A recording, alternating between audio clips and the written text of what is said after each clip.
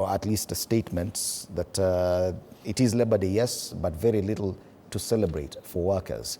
When Sossion, let's start from there. Do you share in those sentiments that yes, it is a day for workers to celebrate, but there's very little to celebrate? Well, that's a tough statement. And why little for workers to celebrate? That should be the question.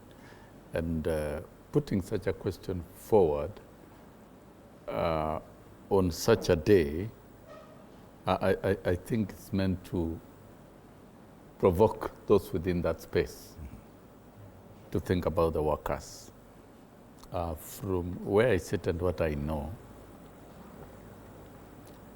Labor Day is celebrated differently all over the world. In some parts, workers just demonstrate, raise their demands, present their petitions, because worker-employer relationship will always exist. And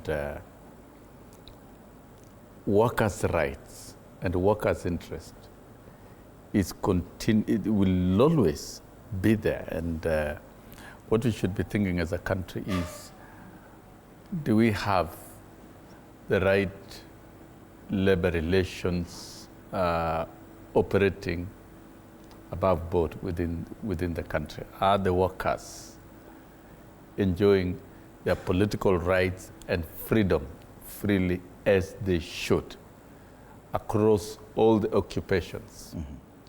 And of course, we have different types of unions, occupational unions, and we have reduced actually the representation in Kenya more or less to occupational unions, even in teacher space, where there was a total general union representing all workers, has been decimated and reduced to levels of occupation unions. And this is a day for workers themselves to reflect and review on their solidarity culture and the level of their solidarity and how they can harness that solidarity to place their grievances before government so that they are addressed.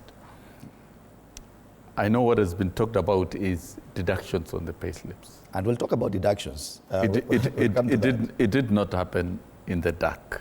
It happened through provisions of laws that went through Parliament, and the reasons for all those deductions. Yes. And so technically, when pay slips are subjected to deductions over time, what are the unions and employers and government supposed to do to compensate through the processes of CBS? So as long as we have strong unions in place that really consider the very interest of the workers at heart, and they agitate for the same, there will always be a balance between the trade unions and the employers. And what you just said is very key. Eric, when Sossion talks about it's a day to ensure that the solidarity among workers is actually respected or celebrated through unions that represent